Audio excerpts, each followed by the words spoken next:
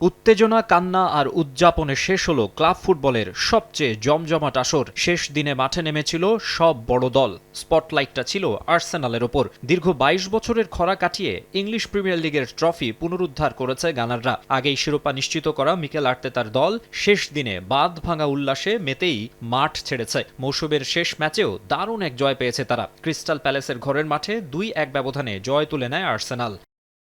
Selhurst পার্কে ম্যাচের ৪২ মিনিটে গ্যাব্রিয়েল জেসুসের গোলে লিড নেয় গানার্স। দ্বিতীয়ার্ধের শুরুতে মাদুয়েকে ব্যবধান দ্বিগুণ করেন। শেষ মুহূর্তে ক্রিস্টাল প্যালেস এক গোল শোধ করলেও তা কেবল ব্যবধান কমিয়েছে। এই জয়ে মিকেল আর্তেতার দল ৮৫ পয়েন্ট নিয়ে চ্যাম্পিয়ন হিসেবে উৎসবের মঞ্চে পা রাখে।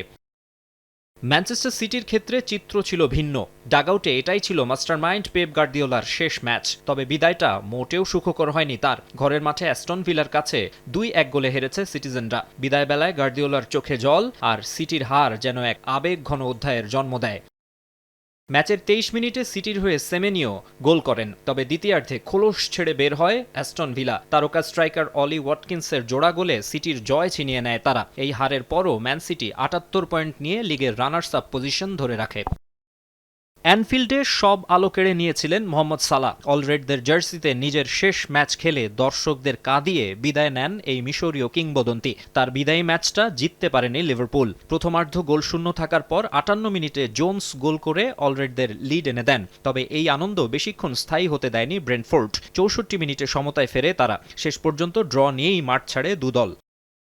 আমেরিকান এক্সপ্রেস স্টেডিয়ামে ব্রাইটনকে রীতিমতো বিধ্বস্ত করেছে ম্যানচেস্টার ইউনাইটেড। ৩৩ মিনিটে প্যাট্রিক রেড ডেভিলদের প্রথম লিড এনে দেন। এরপর ৪৪ মিনিটে এমবিউমো আর বিরতির পর ৪৮ মিনিটে ব্রুনো ফার্নান্দেস গোল করলে ইউনাইটেডের ৩-০ ব্যবধানের বড় জয় নিশ্চিত হয়। প্রিমিয়ার লিগের এক মৌসুমে সর্বোচ্চ ২১ অ্যাসিস্টের রেকর্ডও গড়েন ব্রুনো। পেছনে ফেলেন ডি ব্রুইনা আর থিয়েরি হেনরিকে। এই জয়ে ৭১ পয়েন্ট নিয়ে টেবিলের তৃতীয় স্থানে থেকে লিগ শেষ করল ম্যানচেস্টার ইউনাইটেড।